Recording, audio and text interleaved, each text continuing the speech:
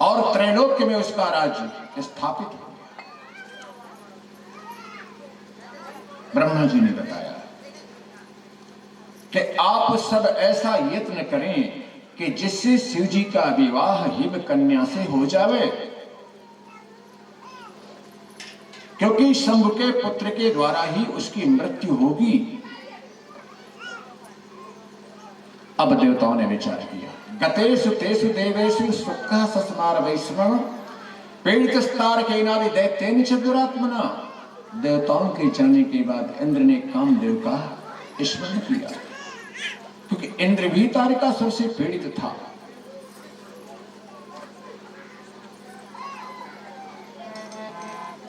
सुरन कही निज विपति तब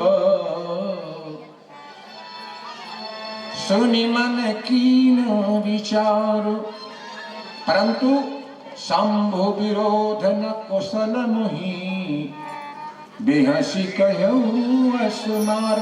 कामदेव ने कहा, शिव का विरोध करने में मुझे कुशलता प्राप्त नहीं होगी, किंतु आप कहते हैं तो मुझे जाना पड़ेगा, मेरा मरण निश्चय होगा।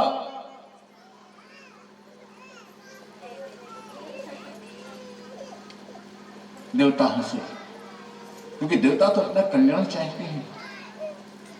कामदेव ने विचार किया कि ये अपना कल्याण करके हमारी मृत्यु चाहते हैं, फिर भी मैं तुम्हारा काम करूंगा। क्यों करूंगा? इसका एक कारण है।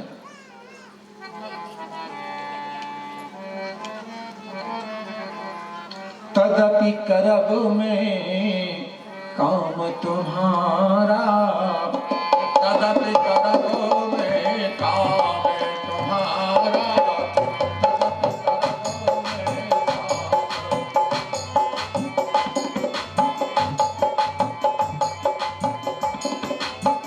श्रुति कहा परम धर्म उपकारा, श्रुति कहा परम धर्म उपकारा।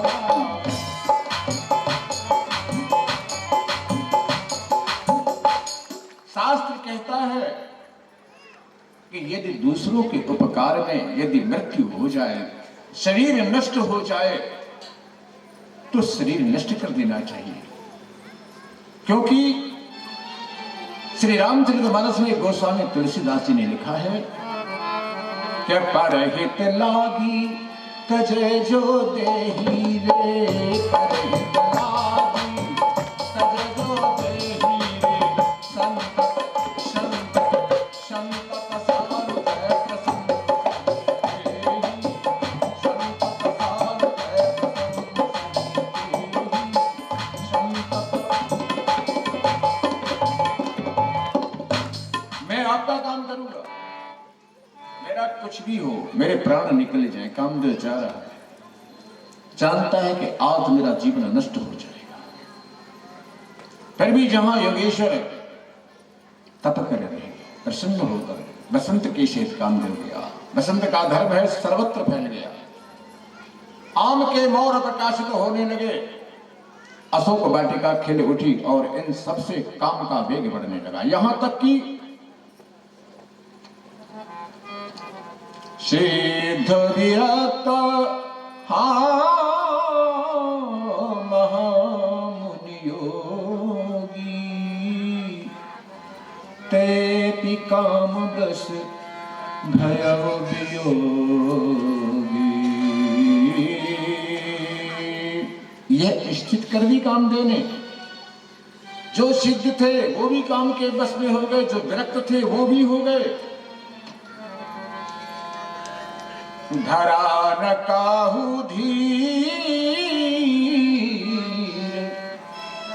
सबके मन सिज हरे। सबके मनों को हरण कर लिया। गोस्वामी जी ने लिख तो दिया, सबको लिख दिया। धरा न काहू धीर, ये तो अनर्थ हो गया, क्योंकि बहुत से ऐसे हैं जिन पर यह माया व्याप्त नहीं हुई होगी कामदेव की। तब कुछ को बचाया आधी सोठे में। कैसे बचाया? के जेहि राखे रघुवीर, ते उबरे ते ही काल रस। जिन्हीं भगवान ने बचाना चाहा वही बची। यह सब कौतुक 2 घड़ी तक हुआ। कामदेव स्वयं रति के साथ भगवान शिव के निकट पहुंचा,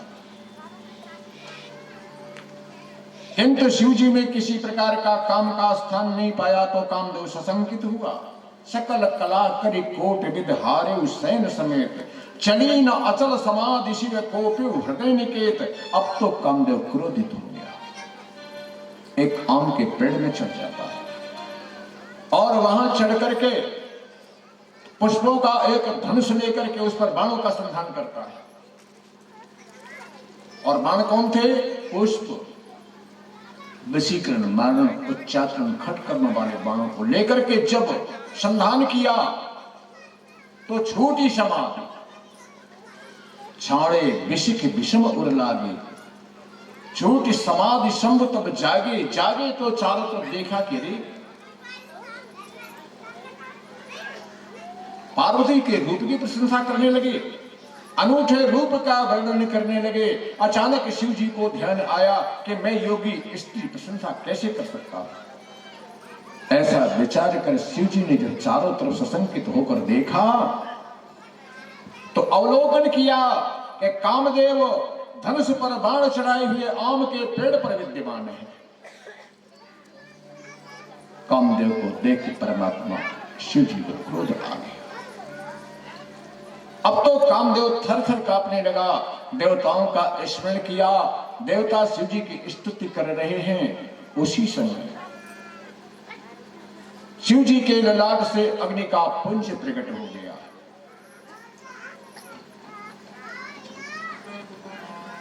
तब शिव तीसर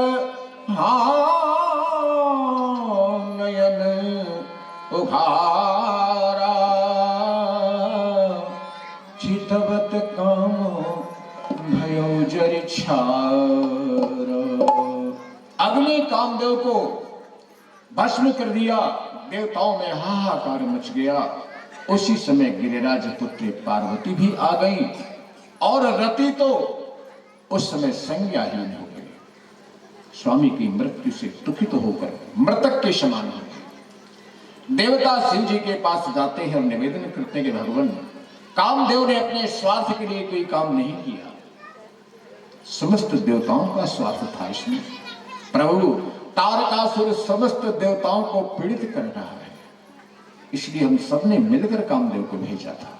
हे प्रभु, रति का दुख आप दूर करें। तो शिव जी ने कहा, ये सब क्रोध में हो गया है, किंतु हे रति, अब तेरा पति अनंग रूप से सभी को व्याप्त होगा, बिना शरीर के व्याप्त होगा। और तब जब रुक्मिणी पति कृष्ण का अवतार होगा,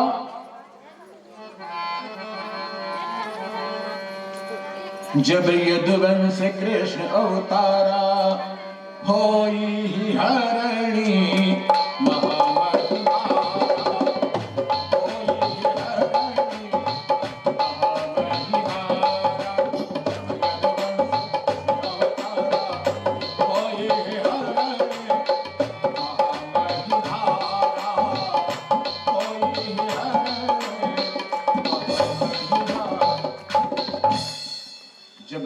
अवतार होगा इस पृथ्वी का भार उतारने के लिए, तब कृष्ण तनय होई पति तोरा, कृष्ण तनय होई पति तोरा, वचन